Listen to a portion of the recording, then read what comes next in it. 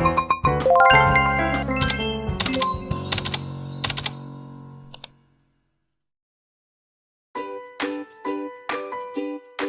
afternoon mga kumars! It's cooking time again mga kumars. Magluluto tayo mga kumars ng isda. Ayan. Very healthy yung lulutuin natin. So ang ating ingredient, kamyas mga kumars. Kamyas. O diba mga kumars? Paghalu-haluin na natin yan mga kumars ha. Lagyan na natin yung sibuyas. Sibuyas, yung ating bawang. And then, luya mga kumars. Luya. Alam nyo, napakayamin ang lulutuin ko mga kumars. Nako, sobrang sarap nito mga kumars. Very healthy. At so yummy. Lagyan na natin mga kumars ng gata. Mga kumars, Coco Mama. So, ayan mga kumars, yung ating Coco Mama. Ano mga kumars, itong Coco Mama ko, 3 pong maliliit kasi wala akong malalaki na nabili. Ito po ay ilang ml? 200 ml ang bawat isa. 3 piraso to mga kumars. Gusto ko kasi magata. Hindi masarap pag hindi yan magata, mga kumars. Ayan mga kumars, yung pangalawang gata mga kumars. So masarap ito kumars.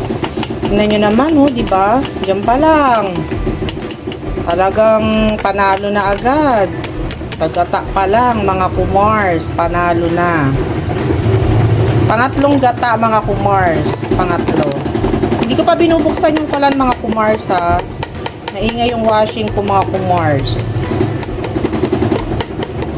Yan na natin yan ng pangpalasa mga kumars. Gusto ko mga kumars, ang pangpalasa natin patis. Ayan mga kumars, patis. So, ayan. Konti lang muna. Mahina yung butas ng ating patis. So, ayan mga kumars. Pero bubuksan ko na yung kalan. Hindi ko ito pa kasi binubuksan eh. Ayan. Lalagay na natin mga kumars yung ating highlights na barilyete. Ilagay ko yan mga kumars muna sa rep. Pero sariwa yan mga kumars. Binili ko kanina. Kanina lang po natin binili yan.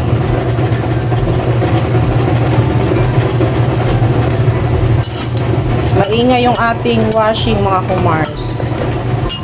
So ngayon mga kumars, tatakpan na natin yan mga kumars. Ayan. Pagkulo niyan mga kumars, lalagyan na natin yan ng pamintang durog. Tapos may gulay po kung ilalagay dyan mga kumars. May pechay akong available at saka meron akong 2 okra, 2 piraso. Ilalagay ko na rin dyan. Kasi sayang naman mga kumars, huwag kayong magsayang ng mga gulay, napakamahal ng gulay. Ihalo nyo kahit anong niluluto nyo para makain nyo mga kumars. So tatakpan ko lang mga kumars ha. So masarap yan mga kumars with kamyas. So parang yung iba parang naninibago siguro kakaiba no, sabi nyo ba't may kamyas? Kasi parang yung iba naggagata sila walang kamyas. Pwede po yan mga kumars. Ano pa nga yan eh, tanggal ng suya, tanggal siya. Pang-umay, tanggal umay. Kung magata masyado, di ba? Masarap to mga kumars, promise. Dahil lang natin siyang kumulo. Sarap to mga kumars, yung ulam natin, mga kumars. So masarap. Tayin ko lang siyang kumulo Mga kumars, kumukulo na, buksan na natin. Lalagyan ko kasi siyang pamintang durog.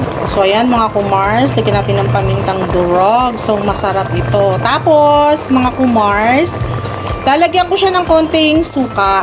Why? Para ma-preserve yung ating gata. Pag hindi natin naubos yan kahit ilang araw, hindi po yan masisira.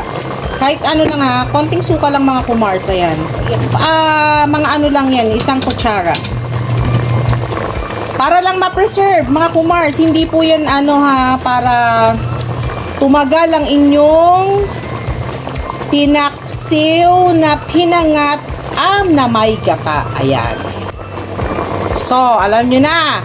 Paksiw, pinangat sa gata. Ayan, mga kumars. So, masarap ito. Tatakpan ko na ha para maluto yung ating suka. Sarap niyan, mga kumars. Later, lalagay na natin yung siling panigang. Tapos, meron tayong pechay at 2 perasong okra. Lalagay natin yan, mga kumars, para may gulay, mga kumars. So, masarap ito. So, yummy. Kakaiba ng mga kumars. So, manood-nood din kayo, mga kumars, para makakakuha kayo ng technique. Mga kumars, pa-like, share, and subscribe sa ating Kumari Kong Tunay vlog, mga kumars. Si Kumari Kong Tunay, mga kumars, ang profile pics kasama ang buong pamilya, mga kumars. Kaya check nyo muna ha, mga kumars. Konti pa lang naman yung ating subscriber, kaya sumama na kayo, mga kumars. Okay, mga kumars? Mag-subscribe na kayo, mga kumars, para naman lagi kayong ma-update sa ating mga ina-upload na mga video. Mga kumars, hindi naman tayo talagang bihasang bisahasa, pero sinishare ko lang ang aking kaalaman, konting kaalaman sa pagluluto.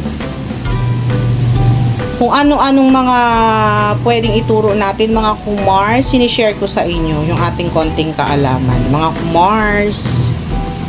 O, diba? Usok na. Antayin lang natin po yan kulong maigi kasi yung suka. Bago natin ilagay yung ating gulay. Tsaka yung siling panigang. Yung suka, kasi pag binuksan ko yan, mahihilaw yung suka. Kailang luto muna yung suka bago natin ilagay yung gulay.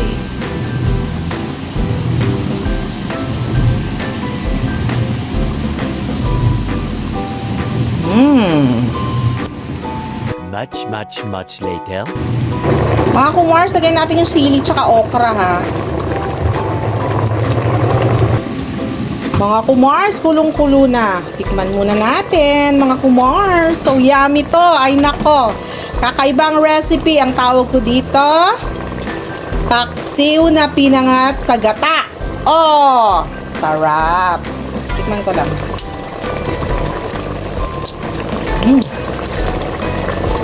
Sarap ha. Hindi ko na po yan dadagdagan ng patis. Tama na yan. So, masarap. Mga kumars, try nyo po yung ating recipe ha. Nako, so yummy. Mga kumars. Sarap nito, mga kumars. So, masarap.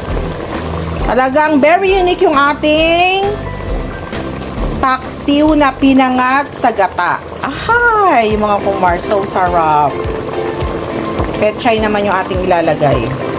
Mga kumars, lagyan na natin yung pechay ha.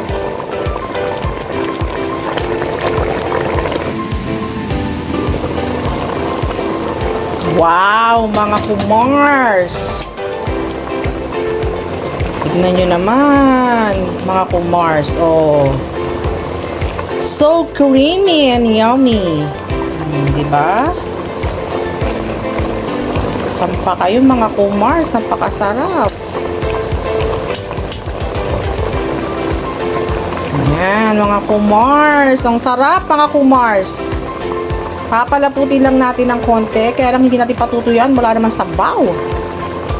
Sarap. Sobrang sarap, mga kumars. So, yan, mga kumars. Finally, naluto na ang ating ulam. Paksiw na pinangat sa gata, mga kumars. May kamyas. Of course, may pechay, may okra, may sili, ang barilyete, gata, at may suka. Mga kumars, ayan, napaka so yummy. O, diba mga kumars? So yummy yan, mga kumars. Bye, mga kumars. See you on my next video, mga kumars.